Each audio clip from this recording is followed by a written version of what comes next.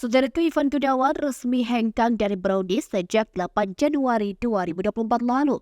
Desainer sekaligus komedian itu hengkang pasca ditegur KPI terkait gaya berbusananya.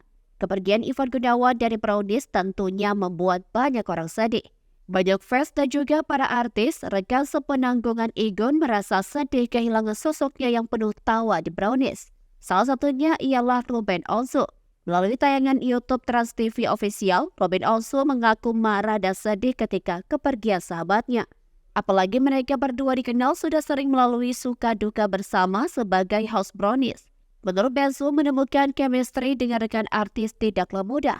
Sayangnya, Ruben tahu dirinya tak bisa berbuat apa-apa karena semua keputusan itu ada di tangan Igun. Bensu awalnya sempat terkejut dengan keputusan Igun. Hal itu dikarenakan ia justru tahu dari media sosial, bukan dari tim Brownies sendiri. Dikutip dari Kompas.com, Bensu tahu bahwa sahabatnya itu sebenarnya sudah sangat sabar dalam menghadapi polemik teguran KPI. Ia pun sudah berusaha menenangkan Igun sebelum sahabatnya itu memutuskan hengkang dari Brownies. Bensu mengaku bersyukur karena ia tak datang di hari terakhir Igun.